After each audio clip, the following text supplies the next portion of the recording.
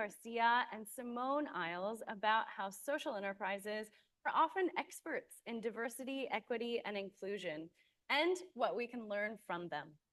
The panel will be facilitated by Simone Eyles, founder of Disinfluencer. Disinfluencer is a certified social enterprise helping businesses, brands, and workplaces be inclusive. We will also hear from Yvonne Kelly. Yvonne is CEO at award-winning social enterprise, Glow Up Careers. Yvonne is a human resources specialist with over 25 years international experience in the recruitment industry, shining a light on AI and hiring and the myriad technological barriers to entry. Yvonne can unlock the secrets to 21st century job seeking so everyone can have a seat at the table. And Carmen Garcia, CEO and founder at national award-winning diversity and inclusion certified social enterprise Community Corporate. Carmen was awarded a member of the Order of Australia in 2024 Australia Day Honours List for her significant service to the multicultural community through diversity and inclusion advocacy and programs. Carmen brings over 20 years experience working in refugee resettlement, migration, community development, training, and workforce strategy across the public, private, and community sectors. An award-winning panel, please join me in welcoming Carmen, Yvonne, and Simone to the stage.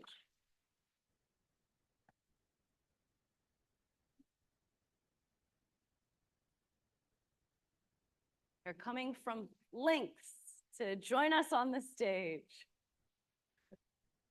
Hi.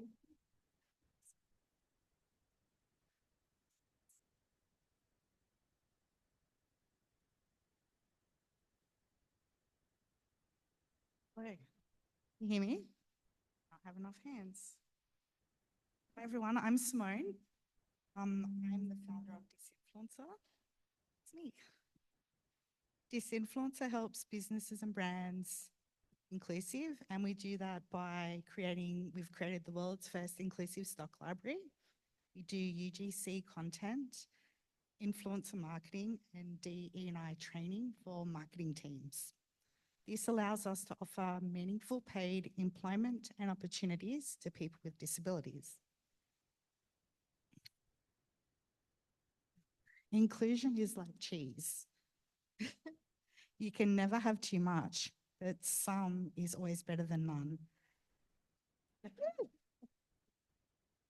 I've put this slide in because we're here today talking DE&I, and I'm kind of waving my disability flag, and it's such a huge conversation, and sometimes it's too big. People don't know where to start, so they do nothing. And the disability sector is busting to be included and invited. And when we have stigma around disability, we're not going to get people with disabilities in employment. So my role is to have that representation in the media and marketing, and have brands engage with diverse talent across their marketing channels, understand how to work with people with disabilities. And it shouldn't be a surprise to anyone that people with disabilities have dreams just like their peers. So that's what Disinfluencer is about, and that's where you can find me. But enough about me. We're here today to talk, to have that conversation. And DE&I is so important because to have a thriving workplace and workforce, we need diversity. And it's not a HR issue, and there's more opportunity than you think. And DE&I doesn't reflect just your workforce, it reflects in your clients and customers that you're serving. And this is what we need to do to have a conversation of how you can be more inclusive and how you can apply DE&I in your workplaces, and who better to do that for you than a social enterprise that is really an expert in that domain. So that's me. And now, Carmen, over to you.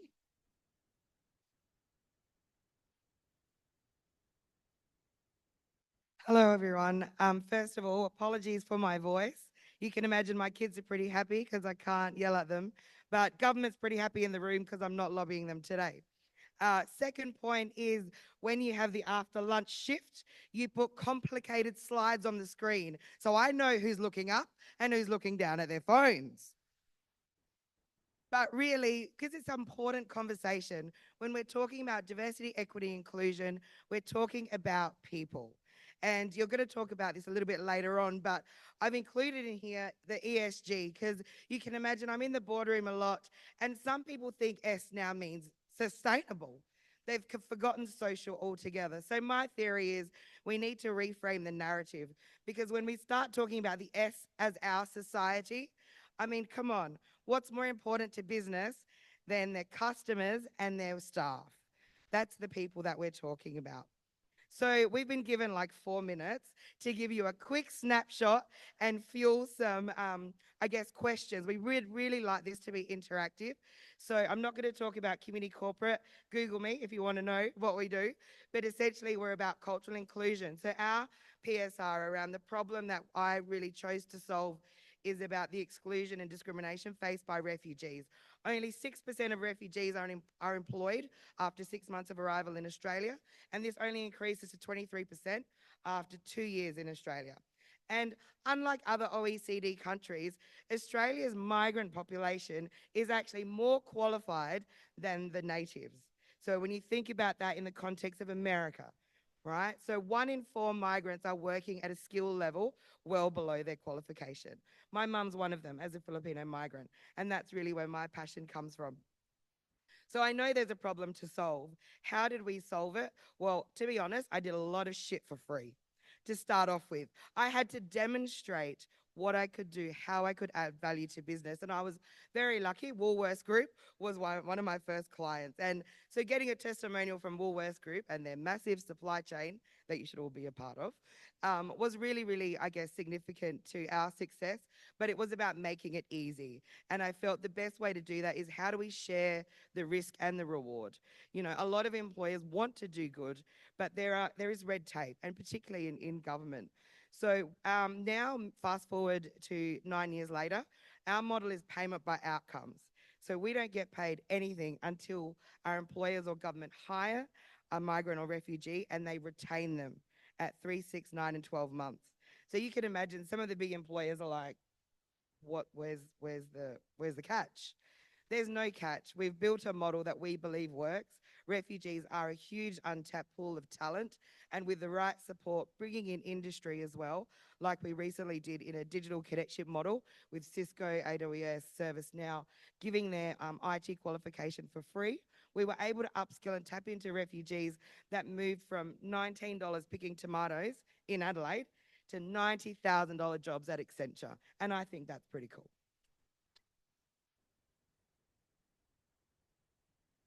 I just really wanted to put on here a bit about our revenue because business model was one of the things for us. So both Yvonne and I actually run proprietary limited, like for purpose, for profit social enterprises. So philanthropy doesn't look at us and give us $1, but that's okay. We're sitting at now just under 80% of our revenue is commercial trade procurement. And I think that really speaks to the value of our service. So it's really about backing yourself. I think that's what's really important about social enterprises. Most of us are driven by our purpose. We just want to do good. We're not the best salespeople, but we have to be. And if we back ourselves, that's how others will back us. And I guess that's a big lesson learned from me. I had to outsource my weaknesses. And we talk about our ecosystem as social enterprises. We have to support each other. So if I need to outsource my weakness to an accountant, I'm looking for that social enterprise and how we can all collectively give back and make our dollar last further. The other thing is when you think about diversity, equity, and inclusion, everyone has a role to play. Our job is to try and find it. And that starts with conversation.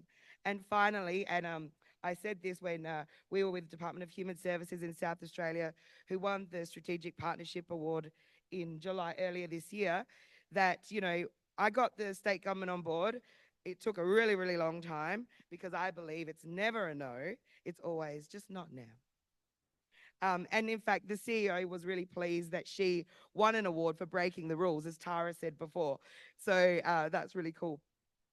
Just really finally, to bit of thought provocation, there are businesses, but there are benefits for business. So this isn't just corporate and government. This is social enterprise businesses. There is a huge untapped pool of talent that won't even apply for your jobs, that won't know how to look for your jobs, that assume they're not going to be eligible because they don't have local experience. It's about reaching out into your community and building that resilience and local connection. You know, Australia is a migrant majority nation.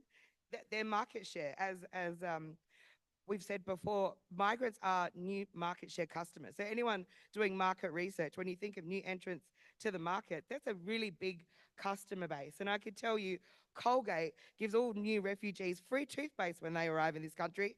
And I bet what brand they stick with once they know that's the first brand they get. So being first to market and really engaging with some of our newest Australians is so important. Intersectionality, when you think of refugees, women, disability, youth, etc.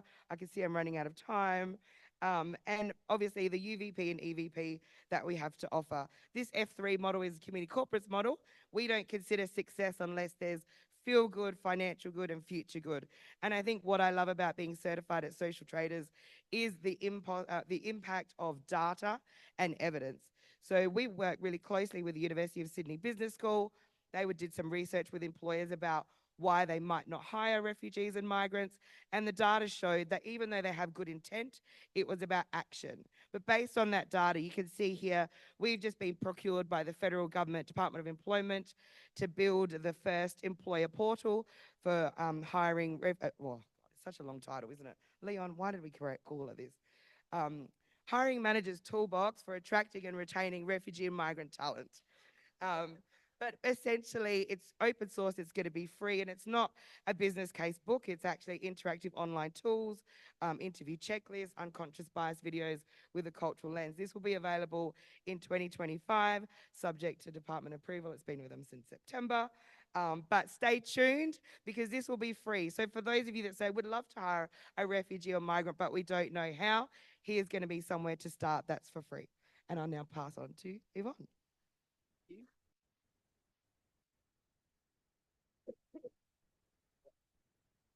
Thank you, Carmen.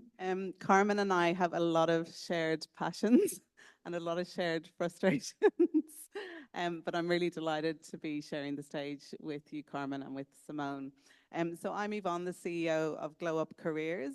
Our mission is to empower everyone to have the career of their dreams, no matter who they are or where they're from. So we like to say that we're a fair profit business with a fair purpose heart. So heart is at the center of everything that we do. My background is in recruitment, and a number of years ago, with the rise in AI and technology in the employment and hiring sector, I noticed that a lot of people were being excluded and really struggling to find a job through technology and job boards. And so we we launched Glow Up 5 years ago on World Refugee Day. And to date, we've now supported 1,700 refugees and migrants with one-on-one career coaching through our platform. We noticed very quickly that the challenge with refugees and migrants finding employment in Australia is not with their lack of willingness to work or their lack of enthusiasm. The issue is sitting with employers. And a lot of the issues with employment is actually in the recruitment processes, legacy mindset of hiring managers. So we've set on a mission to work with employers to help to break those down. We wanted, similar to Carmen, again, we have a lot of shared passions. We really wanted people to work towards meaningful work for them. So we've taken the Ikigai, some of you might know Ikigai, and looking at helping people identify what they're good at, what they love to do, what the world needs, and what they can get paid for. So we put together, we reached out to our corporate and government partners, and we asked for volunteers to help us on our mission with coaching refugees and migrants. We're now up to 300 coaches and growing. And we've just been so delighted with the support that we're getting. But what we're finding is that those individuals who are wanting to give back and live their purpose by helping refugees and migrants is that they're becoming diversity advocates within those businesses to help make those changes happen. When we worked with the refugees and migrants, we realized that there wasn't a diversity and inclusion job board that they could go to. We see a lot of intersectionality in the refugees and migrants that we work with. We know there's a lot of things that are terrible things that are happening in the world at the moment. There's over 117 million people displaced today as we sit here. That's 1 in 6, every 69 people in the world. So 1.5% of the population are currently displaced. There's huge potential in these individuals, massive. We're seeing the most amazing people coming from Afghanistan, from Ukraine. We've got Mariam here from Afghan Women on the Move, and every day she works with these amazing Afghan women who have such huge potential. So when we started to look at a job board that was fully inclusive, that included refugees that had a disability or refugees that were neurodiverse, we couldn't find one. So we designed one. We partnered, we reached out to the market, and we partnered with Career One to launch a fully diversity and inclusive job board. So we'd love for you to help us on our mission. We now have over 1 million candidates on the job board. We have employers advertising to commit to hiring diversely across all of their roles. And we're working with them to identify where those barriers and challenges are. We're starting them with one role. It just takes a small step. Our job ads start at $199, so it's a no-brainer. So for all the social enterprises and businesses and government in this room, yeah, we'd love you to, as I said, join us on this mission to really shift the dial and getting people employed who have a huge amount of unseen potential. Cookie from Cuppa TV is here, and Cookie's been helping me on the mission. We ran some webinar sessions on unseen potential and highlighting the stories. I know, Carmen, you've got amazing stories of individuals who, as you said, are working in the most menial jobs, but given an opportunity to really focus on their ikigai and what's meaningful to them, they can achieve enormous things. So yeah, as I said, yeah, really passionate about diversity and inclusion. I didn't know that I could make a difference in this space. I've got Lisa, who's one of our coaches, is here today. Yeah, this is a big movement. We want everyone's help to achieve it. We know that in Australia, there's a long way to go, but there are organizations that are taking amazing strides to make changes and think about who they're employing.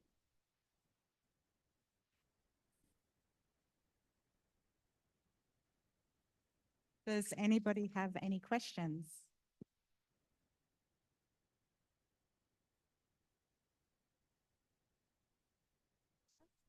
Give them a pop quiz. Is